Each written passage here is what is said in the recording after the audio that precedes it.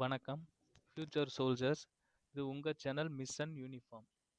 இப்போ நம்ம எதை பற்றி பார்க்க போகிறோம் அப்படின்னா SSC GD 2025 Tamil Nadu region final cut off final merit லிஸ்ட்டை பற்றி தான் பார்க்க போகிறோம்.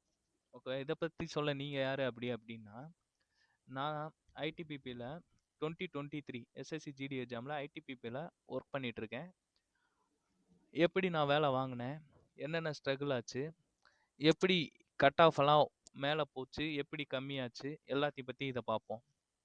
ஓகே, வாங்க வீடியோக்குள்ளே போகலாம். வணக்கம் நண்பர்களே. இன்று எஸ்எஸ்சி ஜிடி 2025ல Tamil Nadu cut off category wise எவ்வளோ வரும், எவ்வளோ கொடுத்துருக்காங்க, அதை பற்றி பார்ப்போம். ஃபிசிக்கலுக்கு உங்களுக்கு எவ்வளோ கூட்டாங்க அப்படின்னா அன்ரிசர்வில் 69.20, ஓபிசிக்கு 66.80, எஸ்சி கேண்டிடேட்டுக்கு 59.44, எஸ்டி கேண்டிடேட்டுக்கு 62.35, இடபிள்யூஎஸ்க்கு 41.73. இந்த கட் ஆஃப் எதுக்கு அப்படின்னா ஃபிசிக்கல்லேருந்து நம்ம ஃபிசிக்கலில் எவ்வளோ 1:1 ரேஷியோ அந்த ரேஷியோவில் எடுப்பாங்க, அந்த ரேஷியோவுக்கான ஒரு கட் ஆஃப்.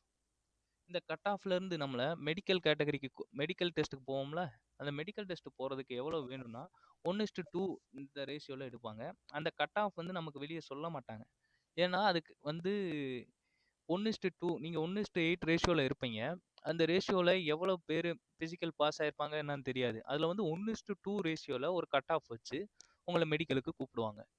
ஓகே, இப்போ மெடிக்கல் நீங்கள் வந்துட்டீங்க. மெடிக்கலுக்கு வந்ததுக்கப்புறம் 1:2 ரேஷியோ, ஒரு வேலைக்கு 2 பேர். இந்த மெடிக்கல் டெஸ்ட் எங்கெங்கே நடக்கும் அப்படின்னா நம்ம தமிழ்நாடை பொறுத்த வரைக்கும் ஆர்டிசி சிவகங்கை ஐடிபிபி சென்டர்லேயும், இன்னொன்று சென்னை ஆவடியில் இருக்க சிஆர்பிஎஃப் சென்டர்லேயும் நடக்கும். இந்த 2 சென்டர்லேயுமே ஒரு 4 நாள் 5 நாள் வச்சுக்கோங்க, அப்படி தான் வைப்பாங்க.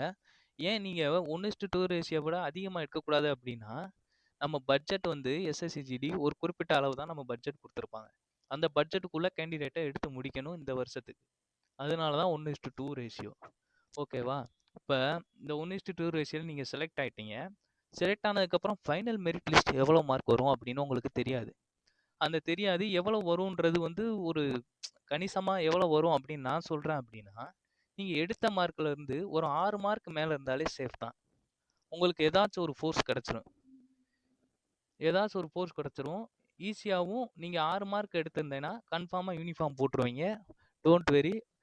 வேறு எதை பற்றி யோசிக்காமல் நீங்கள் மைண்ட் ஃப்ரீயாக இருக்கலாம். 6 மார்க்கு கம்மியாக இருக்கவங்க என்ன பண்ணுறீங்கன்னா ஒன்றும் பிரச்சனை இல்லை, அடுத்த நவம்பரில் நெக்ஸ்ட்டு நோட்டிஃபிகேஷன் வரப்போகுது.